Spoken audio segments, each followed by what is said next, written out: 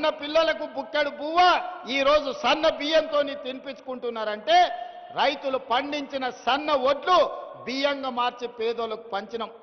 3,10,00,000 మంది ఇవాళ తెలంగాణ రాష్ట్ర ప్రభుత్వం అందిస్తున్న సన్న బియ్యం అందుకుంటున్నారు. 3,10,00,000 మంది ఇవాళ ప్రభుత్వం అందించే సన్న బియ్యంతోని బువ్వ తింటున్నారు. ఇంతకంటే సంతోషం ఏమన్నా ఉంటుందా? మీరు ఒక్కసారి ఆలోచన చేయండి.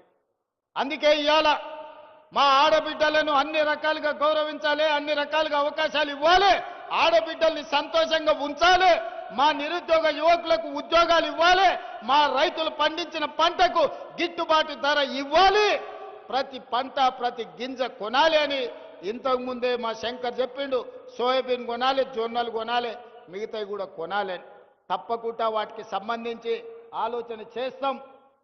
ఇంకా మావాడు నకలు చిట్టీలు అందిస్తూనే ఉన్నారు రా నాయన, ఇదో పెద్ద కష్టమే ఉంది. చూస్తా, ఈ అన్నిటినీ తప్పకుండా పరిశీలిస్తాం. ఈ కొరాట చెనాక ప్రాజెక్టు గురించి కూడా ఇప్పుడు ఎలక్షన్ కోడ్ ఉండి ఇయ్యలే, చిన్న చిన్న పనులు పెండింగ్ ఉన్నాయి.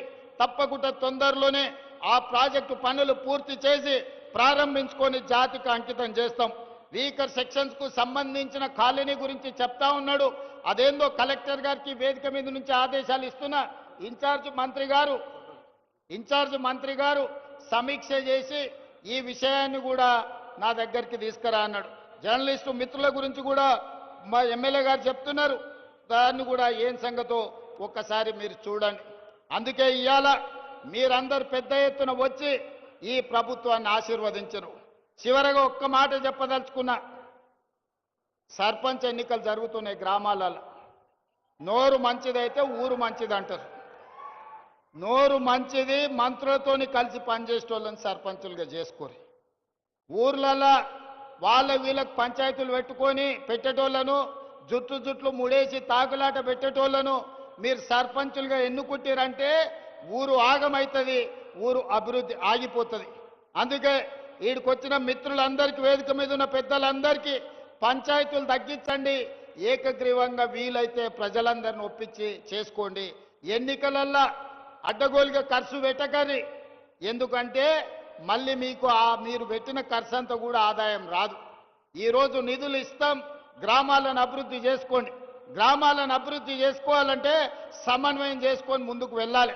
ఎట్లయితే ఈరోజు మేము కేంద్ర ప్రభుత్వం పెద్దల దగ్గరికి వెళ్ళి కూర్చొని మాట్లాడి తెచ్చుకుంటున్నామో, సర్పంచులు కూడా మంత్రుల దగ్గరకు పోయి కూర్చొని మీ గ్రామాల అభివృద్ధి కోసం నిధులు తెచ్చుకునేటోళ్ళని పెట్టండి.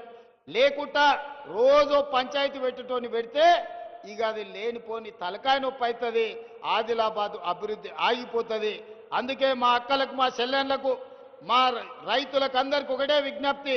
సర్పంచ్ ఎన్నికలల్లా మంచోని ఎందుకోండి.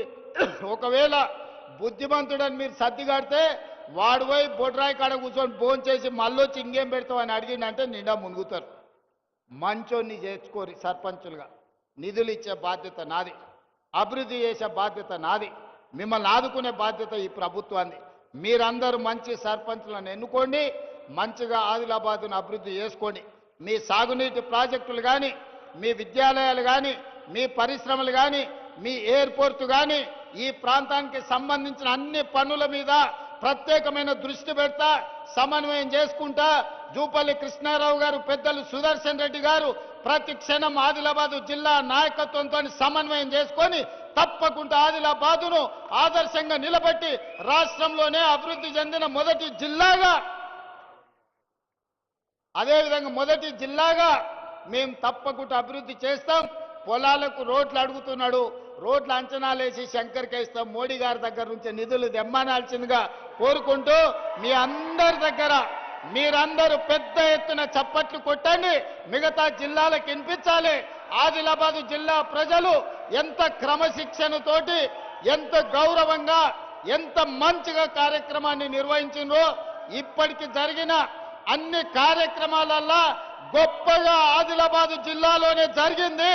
మిమ్మల్ని ఆదర్శంగా తీసుకొని మిగతా జిల్లా ప్రజా ప్రతినిధులు, ప్రజలు, రైతులు, మహిళలు, యువకులు, నిరుద్యోగులందరూ మంచి కార్యక్రమాలు చేయాల్సిందిగా తొందరలోనే మళ్ళీ వస్తా, మీకు నిధులు ఇస్తా, ఆదిలాబాదును అభివృద్ధి చేస్తా అని మీ అందరి దగ్గర సెలవు తీసుకుంటున్నా.